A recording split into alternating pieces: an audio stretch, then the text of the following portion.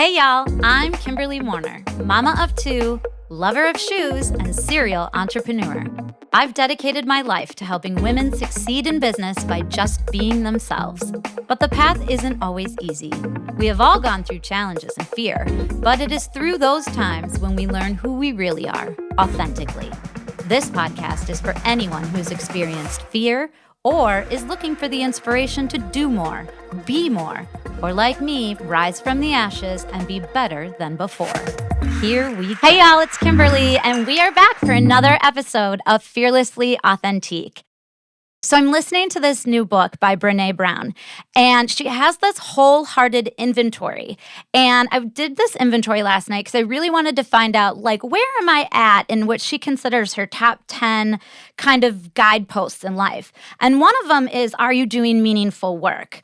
And, what she's saying is you want to let go of self-doubt and I'm supposed to's and move your way toward being meaningful and feeling fulfilled in your work. Today's guest is someone that 120% fulfills that guidepost by Brené Brown of meaningful work. I want to introduce everyone to Jennifer Harper. Jennifer was born and raised in Pittsburgh, Pennsylvania, and attended Oral Roberts University, as well as Rhema Bible College in Oklahoma. She then traveled the world to work as an administrator and teacher at the D'Amata Bible School in Italy, and she also helped start one in Brazil. Then she became a youth minister at Harvard Family Church in Toronto, Canada, and that's where she was ordained. And then in 2007, Jennifer moved back home to Heartland, Wisconsin, where she worked as a youth minister and administrative assistant to Lake Country Family Church, while also working part-time at Teen Challenge, Wisconsin. And after about 7 years being a part-time employee, Jennifer accepted the full-time position of Women's Program Director for Teen Challenge Wisconsin's Robbie Dawson Home for Women. Jennifer, welcome to the show. We're so excited to have you. I am happy to be here. So let's find out a little bit more about your background. I know you're up in Milwaukee right now. You do some really important things for your community, and I just want to dive in to find out, how did this all start, other than, you've have a high education, you've traveled and taught, you have a life of ministry. How did that get you from where you are now to Great Lakes Adult and Teen Challenge, which is a faith-based program that helps women and men recover from their addictions and prepare them to return to normal life. Is that correct? That's right. Yeah, I consider myself Milwaukee's home. I've been here almost 15 years now, but like you said, I grew up in Pittsburgh, and a lot of us will enter college not really sure about what we want to do. I changed my major so many times. They said, hey, you need to take a class and find out what you want to do, because I just hadn't settled on it. It was a great class, actually, and it helped me kind of move over into Bible school. And so that launched me into doing missions work. And I think in doing that, because you wear so many hats and you just do whatever's needed, that's always been my approach to ministry, is where's a need, and if I've got a general skill set that can contribute, let's do it. Right. And so I was just attending a church really where my pastor was on the board of Teen Challenge, and a need came up in fundraising. And so that's really where I started. And I've worked in all different departments, most recently in Most Beloved program, which is where I've been the last 6 or 7 years now. So kind of all that travel. I did a lot of church planting, Bible school work, but people are people, and there was a need here, and I just fell in love with the mission. And so going on 14 years now, that's the role that I've had. Wow, that's incredible. I love that you say people are people, because that is so true. Addiction problems can happen to anyone, right? Men, women, kids, teenagers, no matter if you're the CEO of a company or a homeless person on the corner, addiction really does not spare anyone. And I feel that, did you have any background with that? Was there any of that in your family, or anything that kind of drove you to be, have such a full heart for that particular issue or problem? Personally, I didn't probably go down the road of addiction as far as the people that I work with now, but in high school, just experimented with a lot. You kind of think you're bulletproof, so you try a bunch of stuff. Heavily drank, totaled a bunch of cars, like 5 cars or something. But I always could identify there was this underlying thing of, man, and you're not fulfilled. You don't really know who you are. There's a deeper problem. And so Right. what do we do? There's substance, and you escape with substance or fun or an adrenaline rush. Even now, when I talk with, ladies when they first come in the program, it's like I can still connect and understand that sense of, I don't know why I did this. I know it destroyed my life, but there was something deep that was missing. Right. And so I do really still identify, it's still real fresh for me that what helped me was just having a relationship with the Lord and coming out of that knowing I've got worth here. We don't need to escape life. We want to dive into life. Right. You said it too. The backgrounds are so different. There's not this one profile of people that would really suffer like this. And it's like, there's a scripture that talks about treasures in darkness. And it's like, if you can peel off all the yuck that sticks to us through addiction, these are brilliant, capable, talented women. And it's just cool to really uncover that. Yeah, I would imagine that. So the way that I always look at it or feel is that there's some sort of hole that needs to be filled. And sometimes people fill it with, addictive shopping. Some people fill it with drugs or alcohol. Some people fill it with sex. Some people fill it with, there's all sorts of addictions. But there's very few people, I believe, on God's green earth that don't have some sort of holes in them until they, truly are in his grace and just walking with him and just know what they're supposed to be on this earth to do. And sometimes it takes, 45, 50, 60 years to figure that out. But as long as along the way, you're not destroying, your body and your family, everyone's kind of on that path of how do I fill these holes? So is this just, so the Great Lakes Adult and Teen Challenge, it's just for women, or are men able to come to the program as well? Tell us a little bit about that program. Yeah, this program started, over 37 years ago, and it was a men's program. In the kind of network of Adult and Teen Challenge, there are probably quite a few more men's programs. There's a lot of reasons for that. Women, there's just more complex issues. It takes longer for them to seek treatment. And so then in 1999, we started a women's program. Okay. And so right now, our main campus, which is our men's program, kind of recreation area, teaching center, and then we've also got our women's program as well. So we've got 2. Okay. So walk us through how the program works. So how do people find you? They're really at the bottom of the barrel. They've hit ground level, and now they know that they need some sort of help. How did they find you, or how did they come upon you? How does that process look typically? Our number one referral source remains pastors, and doesn't necessarily mean that someone's in a church, but I think that families or loved ones will seek out, hey, I know someone that knows a pastor. And so we really try to put resources in pastors' hands, just to keep them connected, because it's typically a bigger problem than what they can deal with. So we just want to be available. We have a lot of people that heard about us on the radio. That's a kind of a top referral source as well. And then sometimes people will come. We've got partnerships with hospitals, with detox centers, and then even through court, just because we'll go and support men and women when they've got court hearings, so they kind of find out about us, and maybe a judge or a DA will remember, like, hey, there's this program. So we get referrals that way too. So definitely word of mouth, and then you have advertising in all the key places. Okay, that makes sense.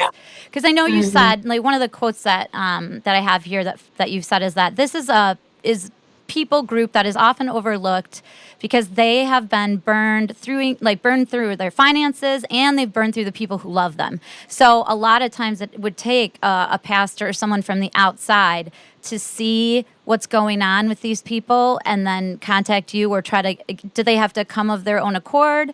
Or are you able to contact people that are referred to you by churches and just say, hey, we're here if you need anything? Yeah, I mean, there's a process, right, of getting to the place of willingness. Now, in the end, before someone comes, that key ingredient of them wanting to, they've got to, it's voluntary. So they've got to want to. Right. But, I would just say to anybody who's walking through this with a loved one, stay with them and support them, because it's sometimes in stages where there's a loved one that's like, you got to get help, and they just continue to be there until they're like, you know what? I'm going to listen. I'm going to go. I'm going to do what you're saying, even if they don't totally see it yet. Right. So how do you explain the program to other people? I would imagine that it's probably like 3 steps forward, 2 steps back. It's probably quite the process. And so the program as a whole, do they come there? Do they live there? Like, how does it all work? Yeah, it is residential. And the thing that's a bit unique about us, they're longer term programs, but 12 months can sound like an eternity to someone because there are so many 30, 60-day and 90-day programs. And kind of the thinking is a lot of times someone will complete that program maybe just to satisfy someone and say, okay, I did this. And Right. you're right back in again. I mean, of course, we're going to pick, all of us are like that, right? What's Right. convenient? Easy. The least, And the least amount of friction. least resistance. And so by the time people do come to us, they've typically tried some of those shorter term programs and realized themselves, hey, I need something a little bit more. And so 12 months is such a luxury because you don't have to deal with everything right away.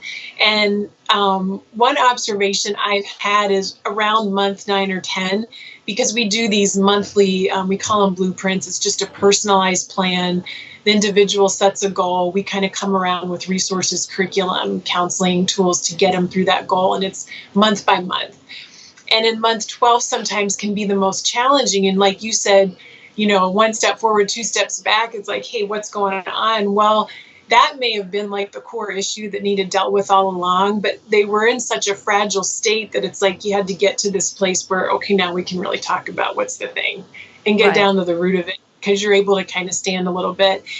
Those months are really hard, but great growth and strength. Yeah, and There's breakthrough I at would time. imagine that you would see a level of fear and maybe resistance in like telling the whole truth and and trust. It takes a while to build Yes. trust for all human beings, but especially Yeah. broken people that feel broken on the inside. Absolutely. Many So, times I've said, I know you don't know me at all, right. but just take a leap and trust me. Later on, you're going to say, yeah, she's good people. I can trust her. But I get it. Like, this is hard, especially when you've been surrounded by people that have not been honest. Like, it's a pretty natural response. I would imagine. And I did see on one of the links or websites or you on the news or something, some women that were saying wonderful things about you and how they would recommend you in the program to, anyone because it was just such a transformational thing for them and it turned their life around. Is there a specific success story or specific person, woman, child, teenager, someone that kind of comes to mind that was really like the success story of the year for you that you can tell us their journey or tell us about it anyways? Boy, there's just been some rewarding times in court. Multiple times we've had, and we'll go just, we don't even always get to say something, but just to be a support and watch kind of the prosecution turn and start supporting the individual. That's happened a few times and it's just really neat. But probably a real highlight is a lot of these. I know we have men and women, but I do work a little more closely with women, so I probably am talking about them more. But a lot of them are moms, and to get treatment, especially for this length of time, you've got to arrange care for your children. Right. And that can be really tricky. Sometimes it's with a dad that's maybe not going to be parenting in a way that they would want, but you have to just, find some arrangements.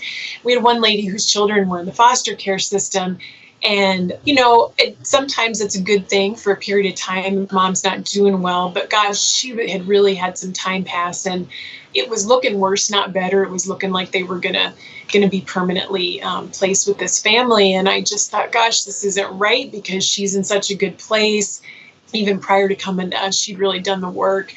And so throughout her program, there was a lot of interaction with this agency. Long story short, it ended up that the agency, there was some corruption in it and the whole thing ended up getting shut down. And I Oh, thought, gosh, wow. all this for this woman. And so she got reunited with her kids and years have passed and I keep up with her son and get to see her raising him. And I'm just so thankful. This step was really important for her just to take that time. So it's this balance because she had to be away from him, because if you don't ever take time to get yourself healthy and well, you can't do the goal of being the parent you want to be. Right. And that one is so representative. It's probably the most dramatic case of moms being reunited with their kids. So that is huge. So that would you say is the most rewarding part of your job? It really is. And also just seeing the lights come on of like, hey, I can have a higher expectation for my life. I thought I was maybe only capable of, say, this kind of a job, but now I've got this dream. And that is really exciting. So do y'all do any job counseling there and, other things to kind of help them re-enter society at a different level than when they came in terms of career, work, that sort of thing? We do, in the sense that we really try to develop soft skills. Just like I borrowed this phrase actually from a coach of one of my son's track team coaches. He gives the same speech every year, and I'm like, this is life advice. You can control three things: your attendance, your attitude, and your effort. So learn how to show up, learn how to respond with a good attitude, whatever comes, and then give your very best. And man, that sets you apart from like quite a few members of the crowd, just doing those basics. And so we actually have a thrift store on site that I know. ladies I can was just going to bring that part up because that's one of my favorite parts. So it's cool because there's a lot of different components. You've got your merchandising, pricing, customer service. There's so many different things. And so what happens is it just gives this little platform for skills to emerge. And then in the last quarter of the program, we do some, budgeting, resume building. A lot of graduates enroll in school, so they've kind of got this. That seems to be a really good next step, especially for women. A lot of the men, we've got some job placement that we do, but school and higher education has been really empowering for a lot of the graduates.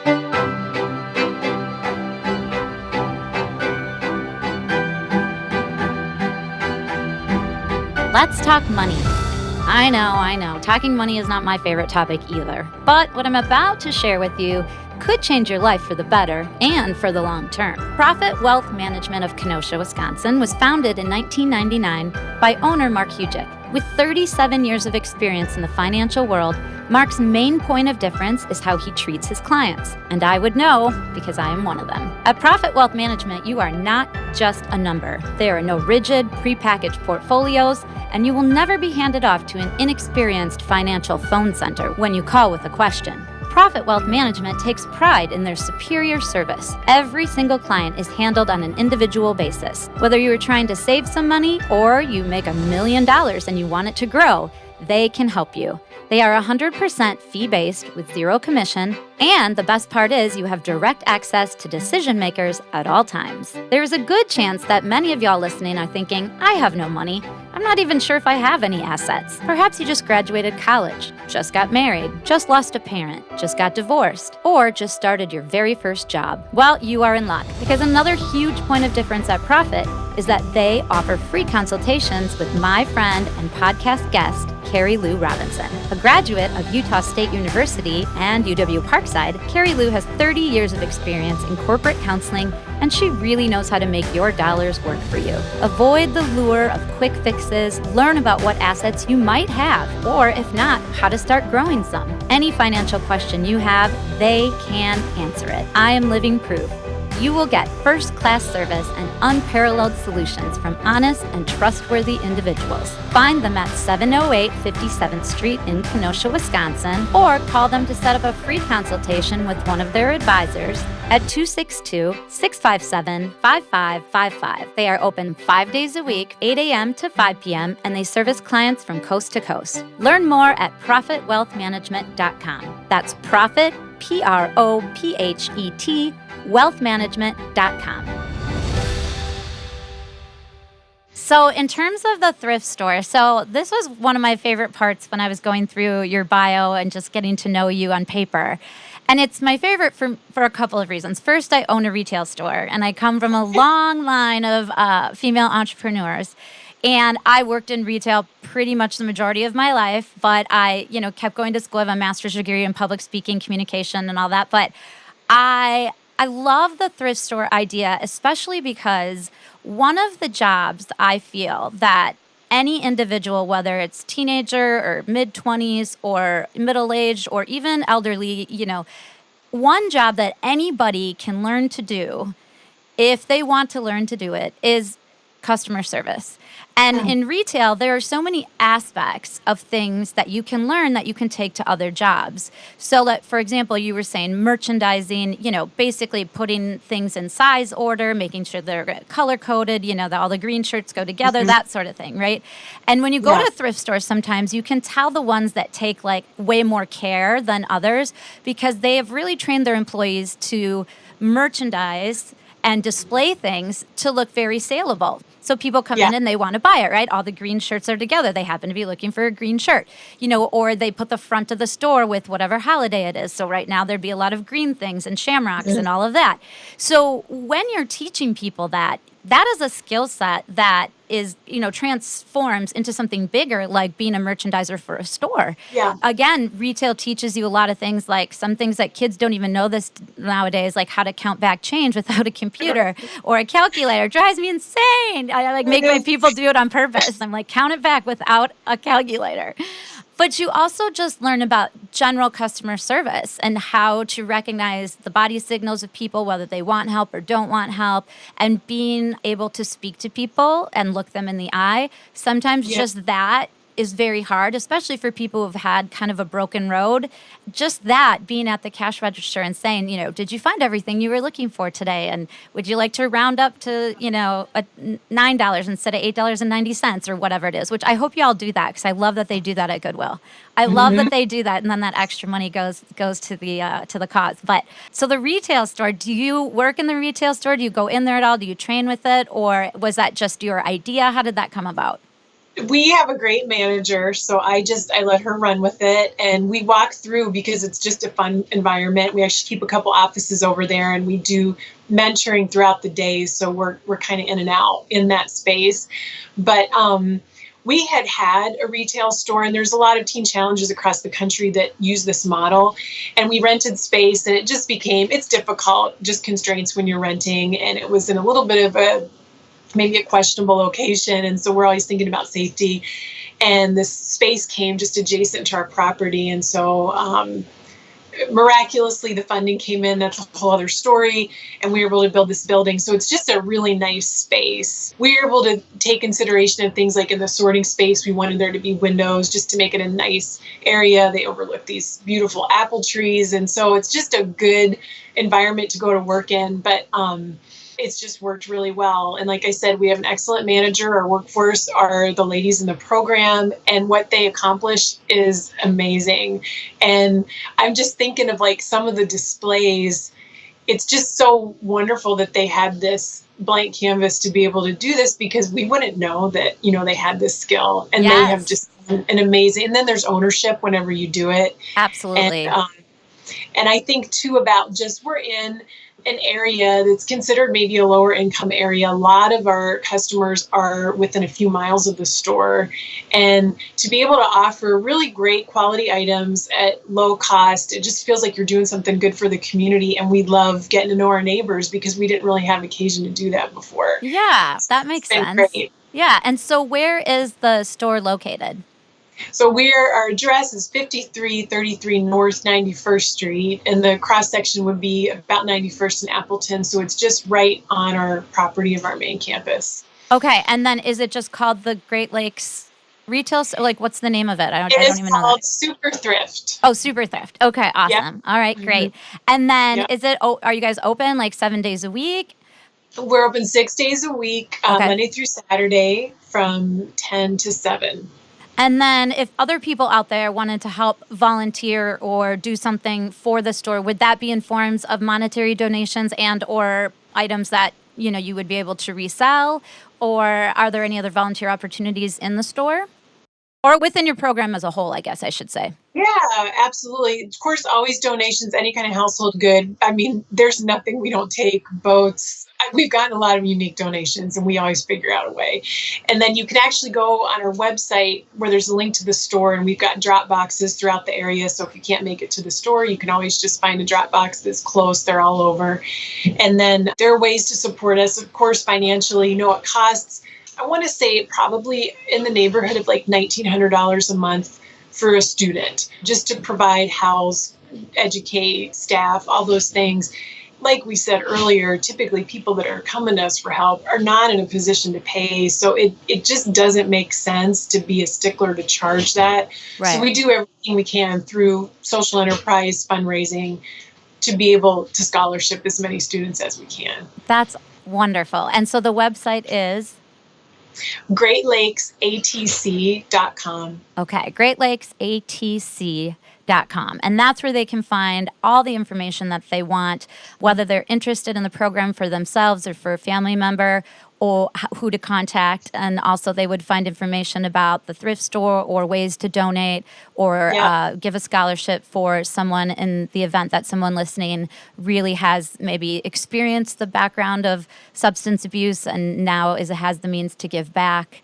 I always find a lot of people really that fills their cup and fills their soul if they can give back to something that they've experienced in their lifetime to someone else who's, traveling that journey. So I just think that what you're doing is so amazing. Do you feel like there is like one lesson that you've learned? I know you've done so many things. I mean, you taught in Italy and you taught, you've come from so many different places and you've done so much. What do you think is like the biggest thing that you've learned from being a part of this for 14 years now and seeing all of the men and women and teenagers come and go and be successful after they leave? Because you have, what did we say, an 80% success rate? Yeah, I always knew about our success rate because there was an independent study done by Northwestern University that put us at 86. We did a more recent one that was somewhere around 76%, but I didn't realize the significance until you look at other similar programs. It's like 2 or 3% is the average. And I think this is hard work as it is. Gosh, that'd be a little discouraging. And so it's a harder approach because there's like a discipline component. Again and again, graduates will tell me that's where the change happened, finally confronting those behaviors. But anybody that's a parent, you just want to be the fun mom that gives ice cream all the time and everybody's happy. Yeah, But that's it does me. really produce the fruit that we're looking for change. And I guess something that I have observed is it's really worth being optimistic. I know we certainly have disappointments. You can really think someone's going to make it, and out of the blue, they're like, I'm not doing this. And that can be discouraging, but it's worth staying tenderhearted, just being hopeful and not giving up on people, because everybody kind of maybe gets it at a later time. We've had people that have left and contacted later and said, man, I should have finished, but I'm working hard now. We have a good relationship with them.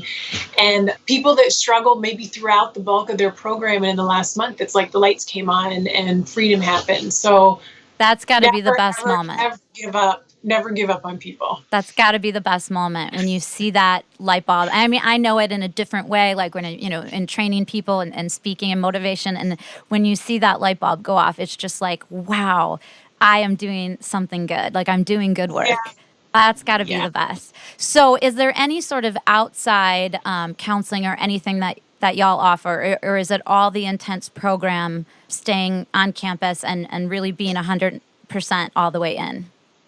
Yeah, it's on campus, but there are some different components. Like we have some self-paced curriculum. We have group studies curriculum where we've got individuals come in and teach in like a classroom setting. And then we have some groups that we lead, some volunteers that come in and lead groups. One of the groups I think that is really, really powerful is called Living Free. And it's just a 12-step. It's a faith-based, but 12-step program. And we facilitate it here. I know some people do it as an outreach to the community. And that's just been really a rewarding tool. And we really consider that a real strength of our program. And your volunteers, are any of them like ex-graduates of the program, or are most of them professionals in the field? I would say, if I just kind of think of an overview, we do a lot of our staff, I would say, are graduates. So there's some time, there's a training time between, graduation and staff. I think graduates make some of the best staff because, my goodness, to be able to sit across the desk from someone and say, I know exactly how it feels to be on day one. There's just no substitute for that. But they're professionals. I think a really faithful group that's been coming for over a decade it's this network of ladies that do prison ministry. Okay. And then they kind of grew from that. And so some of them come here as well. Awesome. Well, if you ever need a teacher on motivational or anything like that, that is my gift, and also my desire to be teaching on a stage or in any way, shape, or form with a Oh, I love microphone. that. Clearly, I love a microphone. I love to motivate other people, and that's one of my favorite things is to see people, cry when I cry or laugh when I laugh, and that just makes life worth living for sure. So I feel like I could talk to you for hours. I feel like we should be friends.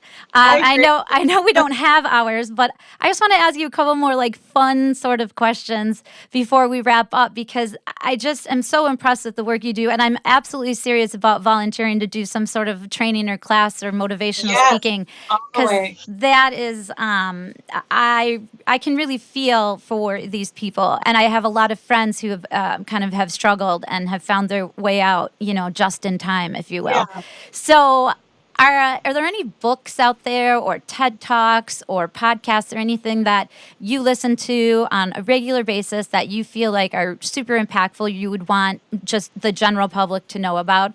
I just love to hear about what intelligent and successful people are reading or listening to. Yeah, there's a book that we come back to all the time, and it's called Keep Your Love On. The author is Danny Silk, Silk, and there's quite a few good books on boundaries, but boundaries is an issue that comes up. And so this book is it encompasses the boundary issue. Hey, it's okay to say no. And also practically, like, you've got this lofty goal of love and, the love chapter in the Bible, but what would that look like daily?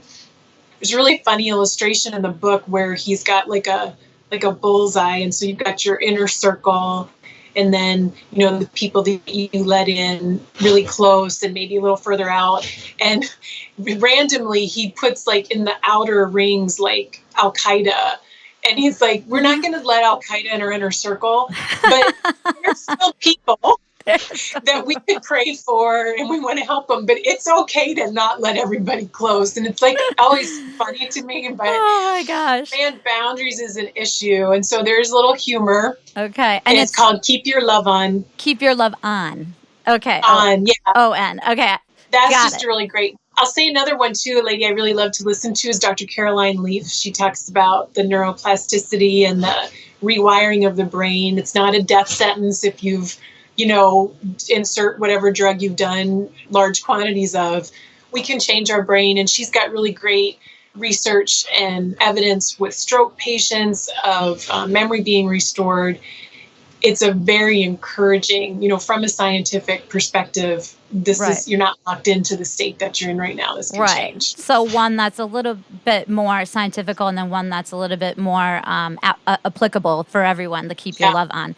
I Yeah. love the circle thing that he says, because I talk about that a lot in my podcast, which obviously please share with all of your residents. Yes. But I talk a lot about tribes, and I say you have your inner tribe, your circle that's closest to you. And then you have what's kind of called a peripheral tribe. They may be people that you know or you talk to that are friends, but not necessarily people that you're going to let into all the secrets and, letting them know everything you're going through. And then there's obviously, the outward ripple, if you will, of all these other people that may know your name or met you in a grocery store. So sort of like the Al Qaeda, but Yes. you don't necessarily have to worry about all of those people. But as long as you have or can name one person that is part of your inner tribe, the tribe that you can rely on and depend on, that's kind of where you start when you're looking for help and assistance. So I love that he says that about the circle thing, because that's how I explain tribes. Yeah. Well, and when you were talking earlier, I thought of another book, and I don't know if you've read it, but it's called Attitude is Everything by Keith Harrell. Oh, no. And it's 10 life-changing steps to turning attitude into action. And I was a very, very young retail manager, not married, and I was just out of college before graduate school. And one of my managers made all of us read this book and do a book report. And I'm like, I am a retail manager of a beauty store. Why am I doing a book report? But it was an easy read. And Keith Harrell is just such an inspirational person. But attitude is everything. Some of the stories, like you were explaining with the coach, he's got tons and tons of stories like that you could probably steal some more lines from, and because they're always really empowering. It's just until you hear them and they, and they hit you, that you start using them, and then people are like, "Wow, she's really inspirational." And I want to be like, "I just read a lot of books," But that's another one you might want to check out for sure. So. Last question, and everybody knows what's coming out there. My favorite question of all, and that is just because we love to get to know all of our guests on a sort of a personal level. But if you were Oprah and you could give anything to anyone, like your favorite thing, $2, $2,000 to the whole world, what would one of your favorite things be that you would hand out to everyone and anyone if you could? I have a lot of favorite things, and so I had to really think about this question. But I just keep going back to my green hiking shoes, because when I put my green hiking shoes on, Nice. I'm like switching over into nature. I'm going to go out there and get rejuvenated. They're different than tennis shoes. I'm not running. I'm not working out. That's it. So I've got some trails that are close to my house that I love. And if I didn't do that, I probably couldn't do this, because it's like a rejuvenation, refreshing time. I love nature, and there's something about, it's like putting on a different suit of clothes. Hey, I'm in this mode now. I'm getting refreshed. Well, just like putting on a bathing suit when you go, to the Caribbean, it changes your mood. You're not going to put a bathing suit on in Wisconsin right now. At least I'm not. Do you know what brand they are? And I'm only asking because I'm actually going to Arizona in like 8 days, and I plan to do some hiking, and I don't have any hiking shoes. I know. As I started to talk about them and visualize, I thought I should mention the brand, and I just had such a blank. But I got them at REI. And I don't remember the brand. When you go home and you look, just send me a text or an email, and then we'll make sure to put the brand on the website, because people always like to know when other people have success with something, and sometimes it's, making an investment in shoes, especially the kind that I buy, are really expensive. So, sometimes it's good to know brands that are out there that people really love, and I'm going to need a pair in the next 8 days. So just promise me you'll send me an email when you get home. Will. I love that, and I think hiking and nature, sometimes I've had a couple of people on that have a lot of early trauma in their life and have found nature to be that calming force for them, and it's kind of a way that brought God back into their life, because just seeing all the beauties in nature. And so I'm going to try to do as much hiking as I can when I'm in Arizona, kind of fill my cup, so when I come back I have all of the gifts inside of me to give away. So Jennifer Harper, thank you so much for being part of Fearlessly Authentique today. It's been my pleasure to talk with you and learn more about your program.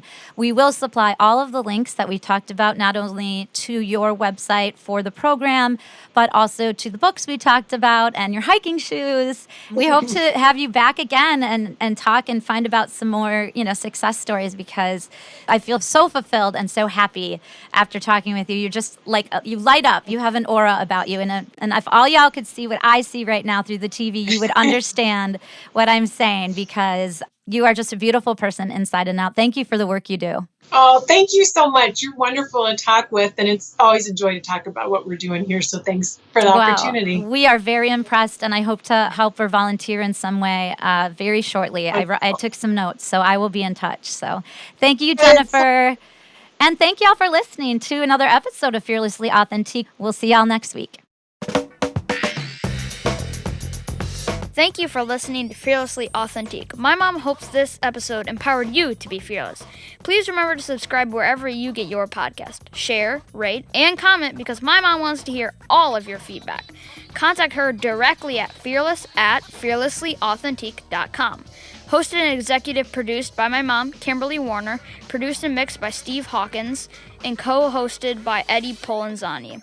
Connect with us on social media via fearlesslyauthentique.com. Copyright Fearlessly Authentique 2020.